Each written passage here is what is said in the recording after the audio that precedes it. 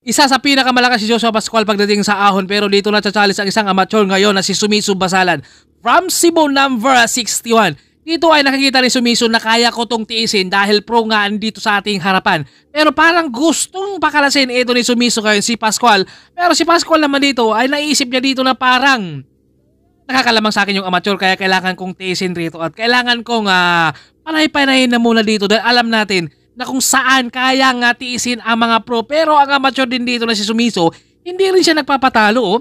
Gusto niya pakalasin itong si Pascual at Iwan, pero alam naman natin na kung saan pagdating sa ahon mga climber talaga ang kayang pumanay. Pero si Sumiso ay meron tong pang-ahon, meron din tong pang-grimati, kaya kapag ito ay nasanay talaga sa kanyang pagiging climber at may pang-grimati, kaya mahirap kalaban itong si Sumiso ngayon.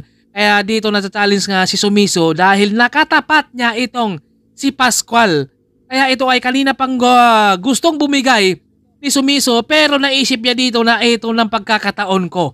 Dahil pro at dahan-dahanin ko muna to at ito nga ay nandito na sa aking tapat na si Sumiso niyan. Nakangiti siya at sabi ko wag kang kumalas dahil may camera, bigla itong tumulin. Kita nyo naman yan, parang gustong habulin itong si Pascual ngayon. At unti-unti rin siya nga dumidikit rito ngayon. At ito nga, pinakalas. At iniwan si Pascual dito na naisip niya dito na may camera. Kailangan kong tumulin dahil nandyan yung finish line. At tanaw na nga yung finish line. Pero biglang bumitaw. Naku, masakit talaga kapag bumitaw. Ganun talaga ang laban. No? At grabe yung maintain talaga ni Pascual sa ahon.